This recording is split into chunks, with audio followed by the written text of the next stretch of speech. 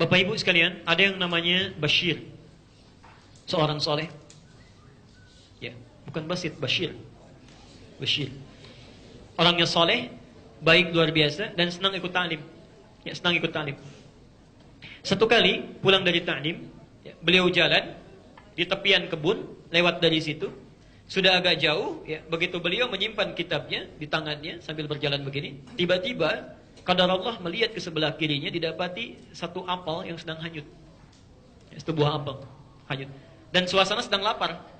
Ya, saya mau tanya ya, pelan-pelan. Kalau ada satu buah atau tumbuhan, ya, terlepas dari pohonnya, kemudian keluar dari arealnya, itu haknya masih hak pemilik kebun atau hak umum? Dari mana taunya? Cepat sekali jawabnya, umum gitu ya. Ayo, kalau ada buah jatuh dari tukang buah tuh, lewat dari situ. Baik. Lihat kaidah utamanya ya, kaidah utamanya. Jangankan keluar areal. Anda punya pohon mangga, misal. Pohon mangganya merambat ke jalan umum atau ke rumah tetangga. Kalau berbuah, itu hak tetangga dan hak umum. Jadi jangan marah kalau mangganya diambil tetangga, karena itu bukan hak Anda. Ya, hak orang yang kedapatan buahnya ke sana. Jadi kalau ke jalan, diambil sama orang jalan, gak apa-apa. Cara hukum fikih, ya, secara hukum fikih. Atau ke rumah tetangga, tapi ini hanya berlaku bagi tumbuhan saja, jangan dikiaskan. Oh, berarti kalau hewan juga begitu Ustaz ya? Ada ayam tetangga main ke rumah kita, potong aja misalnya, itu gak bisa ya. Itu cuma untuk buah. Baik.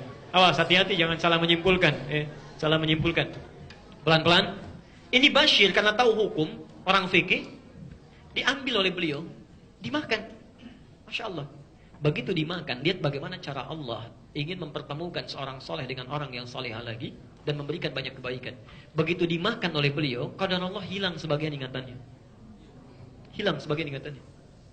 Bingung, loh kok saya lupa ya dengan yang tadi. Dibaca kitab diingat lupa lagi. Apa salah saya ini? Apa salah saya? Ya. Ingat nasihat Imam Waqi yang pernah disampaikan, ya, Masya Allah. Ya. Maaf, ingat kaidah bukan nasihat Imam Waqi. Ingat kaidah bahwa sebagian dari ilmu itu adalah pemberian dari Allah, cahaya. Ya. Imam Waqi pernah memberikan nasihat pada Imam Asy-Syafi'i ketika mengadu, ya, jauh setelah masa setelah ini, 150 tahun setelah kejadian ini, lebih bahkan. Ya. Kata Imam Waqi, al-ilmu nurun wa nurullahi la yunzalu ilal asi. Ilmu itu cahaya dan cahaya Allah tidak akan diberikan pada orang yang bermaksiat. Bashir menduga saya telah salah makan apel orang tanpa bertanya dulu dan meminta izin pada pemiliknya.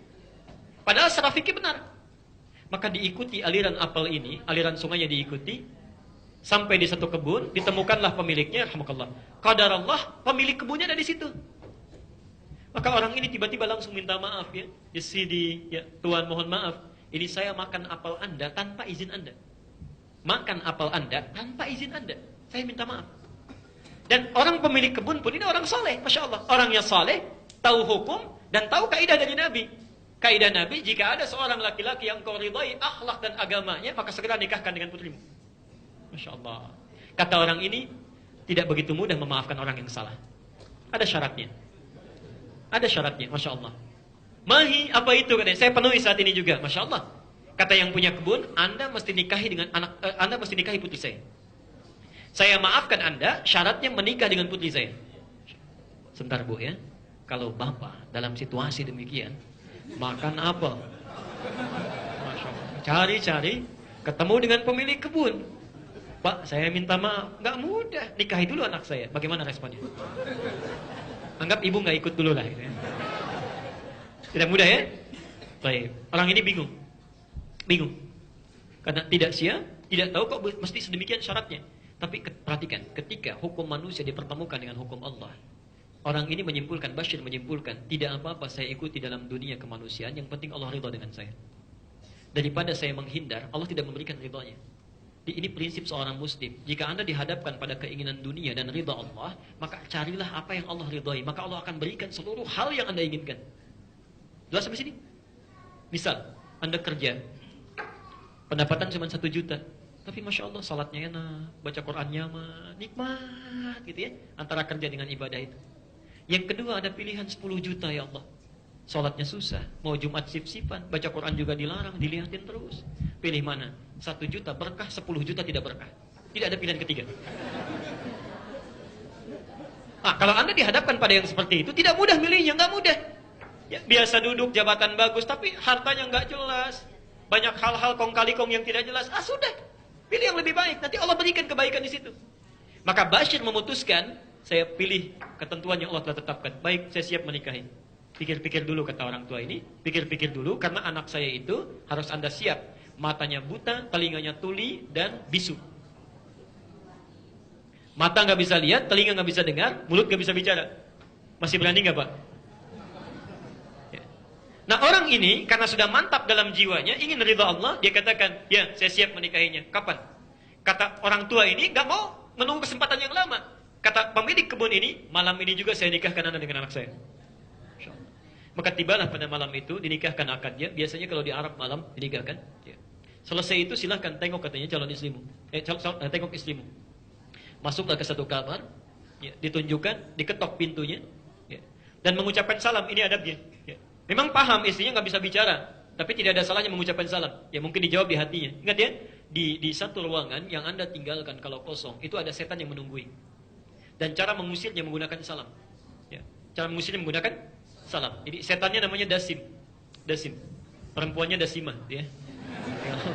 Ada Muslim, Muslimah, mukmin, mukminah. Baik. Jadi ketika Anda mengucapkan salam Assalamualaikum, itu setan akan berkata, tidak ada tempat bagi kita untuk bernaung di sini. Tapi kalau Anda tidak mengucapkan Assalamualaikum, dia akan berkata, kita punya tempat bernaung di sini. Hati-hati. Ya, sekarang kan rumah sedang ditinggalkan, kamar ditinggalkan. Biasakan. Masuk rumah, Assalamualaikum. Walaupun nggak ada orang yang nggak ada masalah. Ya. Tidak dijawab, Alhamdulillah. Dijawab pun syukur. Ya. Assalamualaikum. Waalaikumsalam. Nggak apa-apa. Ya, Insya Allah. Baik. Nah ini dia masuk, diketok pintu, dia ucapkan Assalamualaikum. Allah, tiba-tiba dari dalam ada jawaban Waalaikumsalam warahmatullahi wabarakatuh. Perempuan bisu bisa jawab. Bashir mengira salah kamar, balik lagi ke mertuanya. Baik ya. Oh, kok di dalam ada yang jawab katanya. Bukan itu mungkin kamarnya. Ya. Kata bapaknya, itu kamarnya, masuk aja sana katanya. Tidak akan tertukar, masuk saja. Masya Allah, semakin penasaran, begitu dibuka pintunya. Ketika masuk, perhatikan ada gerakan dari istrinya. Tuh suamiku duduk di sini. Silakan. Duduk di sini. Ah, bisa bicara katanya. Baik. Kemudian kan menunjuk di sini, melihat ya ke pintu, duduk di sini, berarti bisa lihat. Kalau dia bisa jawab plus bisa dengar kan? Bisa dengar, bisa jawab, bisa lihat. Semakin aneh orang ini. Allah. Apa yang terjadi katanya? Begitu dibuka hijabnya, Masya Allah. Ternyata itu perempuan paling cantik di desanya. Yang sangat diperebutkan oleh banyak orang. Tidak diberikan pada ayahnya, menunggu orang soleh datang. Seorang yang soleha dipertemukan dengan orang soleh. Dibawa, diarahkan. Ya, dan dibuat skenario yang luar biasa untuk memberikan kenikmatan yang sangat besar. Ridha Allah dipilih, diberikan kenikmatan. Bertanya Bashir, ayahmu berkata, kamu itu buta, tuli, dan bisu. Saya khawatir keliru katanya. Ya. Kata perempuan ini, ayahku benar, dia tidak berdusta. Saya memang buta karena dirawat oleh ayah untuk tidak pernah melihat hal-hal yang tidak dibenarkan oleh Allah. Maka pandangan saya buta pada segala yang diharamkan oleh Allah. Tidak pernah melihat aurat yang terbuka, macam-macam. Masya Allah, dijaga oleh bapaknya.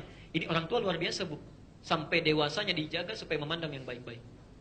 Saya memang tuli karena memang dijaga oleh orang tua, jangan pernah mendengar sesuatu yang diharamkan. Dan saya bisu karena dijaga untuk tidak pernah mengucapkan hal yang tidak diridhai oleh Allah dan Rasulnya. Dijaga. Maka Masya Allah, menikahlah dua orang ini. Perhatikan, seorang yang belum pernah menikah, kemudian orang yang soleh, dekat dengan Allah, diberikan ujian, dibuat lupa, nyari, dikasih pilihan yang sulit, tapi diikuti hukum Allah. Allah berikan bukan cuma apelnya, kebunnya, pemilik apelnya, plus anak yang punya apelnya. Masya Allah, seluruhnya Allah berikan. Ya. Tapi jangan jadikan alasan pulang dari sini dan cari apel. Tidak ada hubungannya, ya, nggak ada hubungannya. Nah dari pernikahan inilah kemudian lahir seorang anak diberi nama Nu'man, dikenal dengan Nu'man bin Bashir. Kelak dewasa akan dikenal dengan Abu Hanifah. 40 tahun anak ini setelah tumbuh dewasa, selama 40 tahun tidak pernah batal wudunya antara Isya dengan subuh. Abu Hanifah tidak pernah batal wudunya selama 40 tahun. Ya. Karena itu semoga Allah sekiranya memberikan kenikmatan dan kebaikan kepada kita semuanya. Dan kalau bukan kita, mungkin anak-anaknya atau cucunya yang memunculkan orang-orang soleh baru di masa yang akan datang.